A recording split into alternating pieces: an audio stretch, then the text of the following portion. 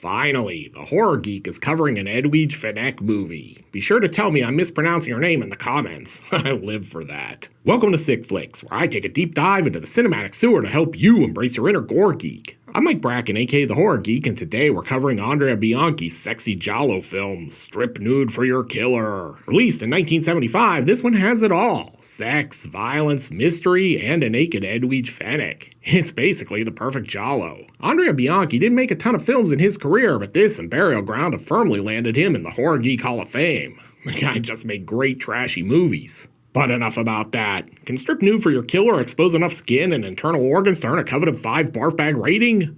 Let's get to the gore and find out. Oh, and before we get started, today's video is sponsored by patrons Derek Quevedo, sorry if I butchered your name, Derek, Michael Perino, and Sean McKinley. If you'd like to sponsor some videos and free me from the never-ending bullshit of PruTube's increasingly more draconian community standards and the onslaught of bullshit copyright claims, you'll find a link to my Patreon in the pinned comment and description below. Your support is more important than ever. And now, let's get bloody. We fade in on this blue scene. I guess this is going to be a blue movie, literally. There were multiple versions of Strip Nude for Your Killer floating around. There's an Italian version and an English version. Some prints had this opening scene with a blue tint, others did not. For this review, I've opted to go with the English version with the tinted opening scene. Good lord, this movie opens in a gynecologist's office? Oh yeah, PruTube is gonna love this.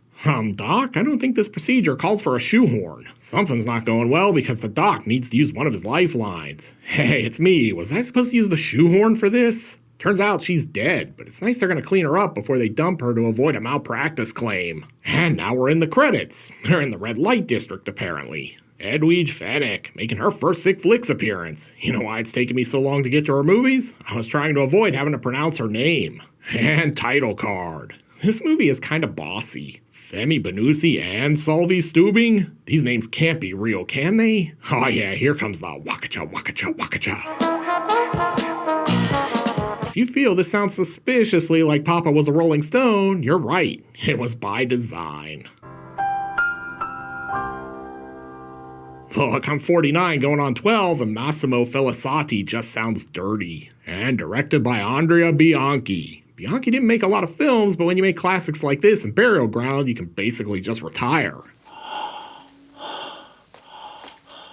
Oh shit, no one told me Darth Vader was in this movie. The extended Star Wars universe sure got weird. Oh, it's the killer. Wait, I thought the title said he was gonna make people strip nude. Has Andrea Bianchi clickbaited me? Oh man, the killer is basically Lance LeGault from Nightmare Beach. I get a screenwriter's credit for figuring that out, right? Anyway, if you're at all like me, you like to unwind with a pool party after a murder. This right here is the ideal male physique. You may not like it, but this is what peak performance looks like. Looks like Carlo here is gonna shoot a shot. Let's see if the old I'm a photographer gambit pans out for him. I also like that he's gone with the Christmas Argyle socks pattern for his Speedo. Very sophisticated. See kids, in the old days it was way harder to creep on women. Phones are way smaller than cameras. Man, he didn't even get her to sign a release form. The 70s were wild. Oh, here he goes. Now they're fashion magazines, the biggest in the world, and I work for them. I mean, I deliver them. I'm a mailman, but that's like working for them, right? Amazingly, his strategy is actually working, but then he nags her too. First of all, you're gonna have to lose a bit of that tummy, baby. It's like he got his doctorate at the Mystery Pickup Academy. And he seals the deal. I did not see that coming. Hell yeah. No, not like that, you pervs. I mean, I didn't think he'd actually score. We then jump over to a YouTube makeup tutorial? Come on, algorithm. And Carlo's apparently a man of his word. He actually brought the chick to a shoot, much to Edwige's chagrin. And don't look now, but we've got a JMB sighting. Man, it's been too long. Before work can commence, even Dr. Paul Bearer weighs in. That new one there, she's nice. You think she puts out? I'd also like to note there's a lot of full frontal nudity in this movie. Jay's gonna earn his money this week. Down at the Erotic Arts Center, Dr. Paul Bearer is disappointed they have to leave before the second course. Man, every dude in this movie is a total sleazeball so far. You aren't really very nice to me. I can do a lot for you to get your career moving. Too bad for him, he gets shut down. Even the audience approves. With that done, let's go back down to the lab and see what develops. Do you kids even remember having to develop pictures? Christ, I'm old. And since no one in this movie has been naked for like 30 seconds, here comes Edwige. That this guy has landed all these ladies might be the least believable thing in the history of this show. Over in another movie, we check in with the Shadow. And the killer. I almost forgot there was a killer with all the sexy shenanigans in this movie. The killer is stalking his prey, step by step. And the Shadow, who's one of the guys from the fashion shoot, has an early version of a fathead on his wall. Remember when fatheads were a thing? That was a weird time. The killer shows up and our guy invites him in, probably for some of that sweet J&B. At any rate, the killer's like, J&B is delicious, but I'm gonna have to cut this short. Then our assassin takes a stab at committing murder. Looks like he was successful.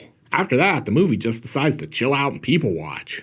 Anytime you want to move this thing forward, Andrea, I'm ready. Seriously, this shot lasts for like 30 seconds. When we do finally get moving, this lady checks her Ovaltine decoder ring for the secret password. It says to knock 3 times. Joke's on her because the door's wide open. She finds our dead guy, and since he's been sort of stripped nude for his killer, you'll just have to take my word for it. Back at the studio, everyone's hard at work on this new Harley-Davidson campaign. For some reason, I don't think this is going to resonate with their customer base. With murder afoot, the cops finally show up.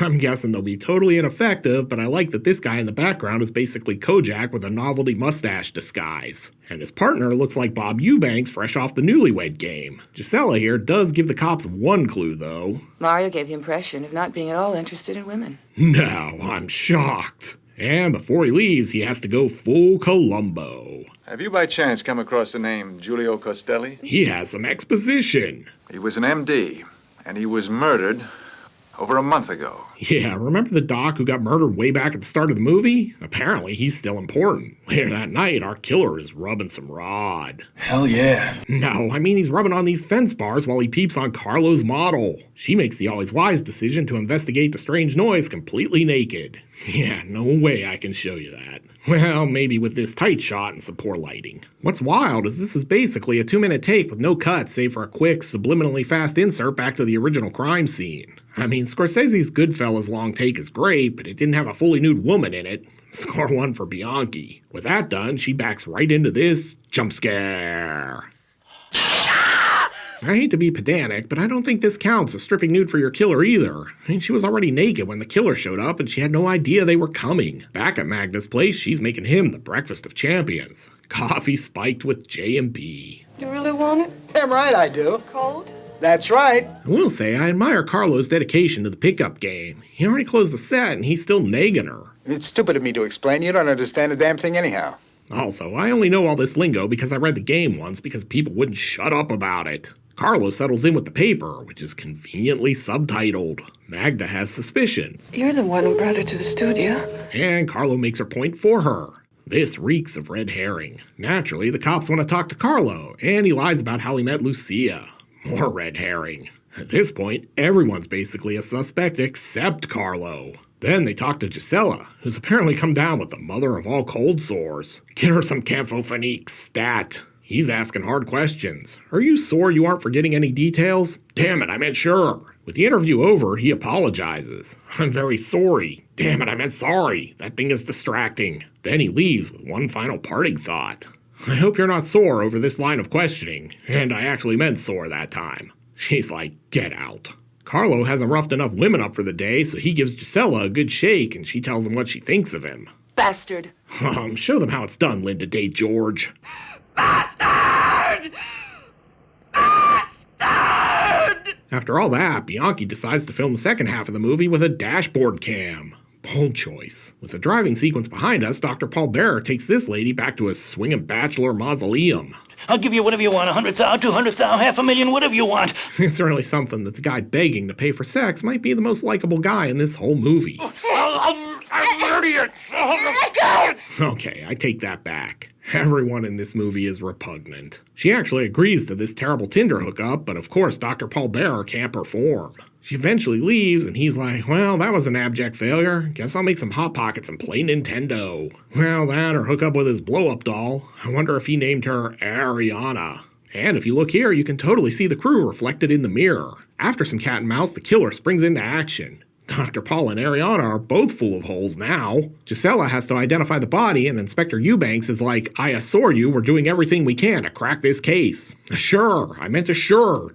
Damn it. Back at the office, Gisela gets a call. Apparently her Valtrex prescription is in and not a moment too soon. In actuality, she's being blackmailed. Is this the killer? I gotta say, I admire Andrea Bianchi's commitment to getting pictures of boobs in almost every shot of this scene. Thanks for making Jay's life more challenging. Like, Magda's eavesdropping here, but I can't even show it because Hooters. Back at Magda's place, we get some sexposition, which is convenient because it kills two birds with one stone. I can't show you the sex scene, but actor Nino Castelnuovo said things got hot and heavy. After Bianchi asked for multiple takes, it got awkward when the actor became noticeably physically aroused.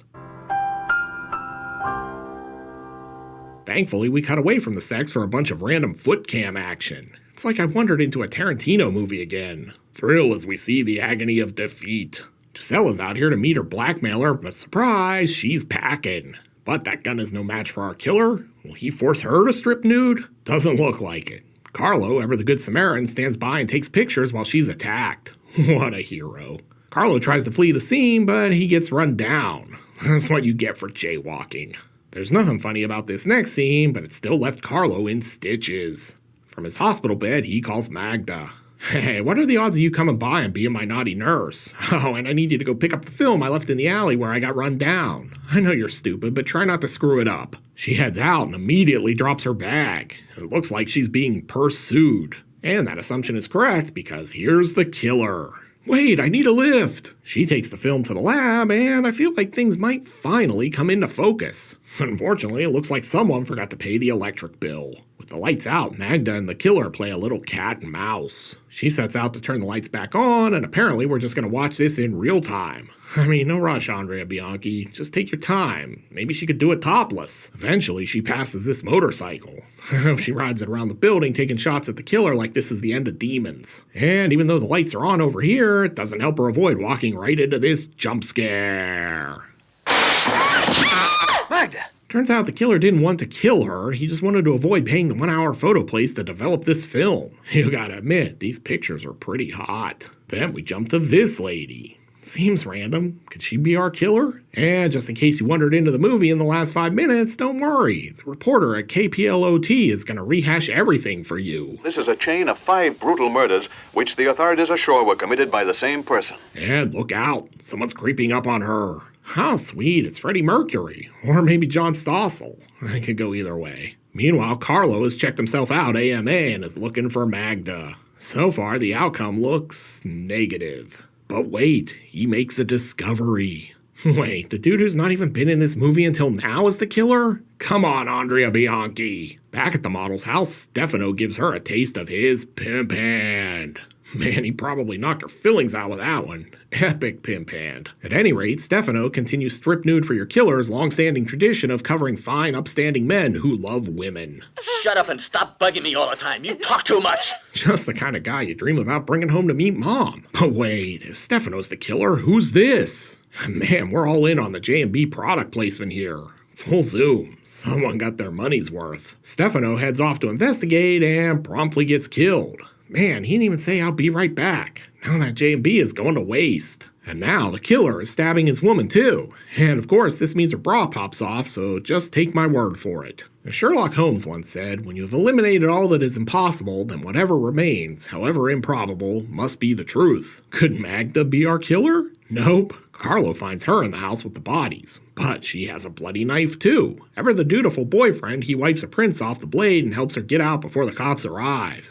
Aw, find a dude who will alibi you for murder. He's a keeper. With the end of the movie looming, I guess we better go ahead and solve this thing once and for all. In preparation for the final showdown, the killer grabs a sword and takes a swing at Carlo. There can be only one. While he's incapacitated, the killer gets Magda in the chokehold.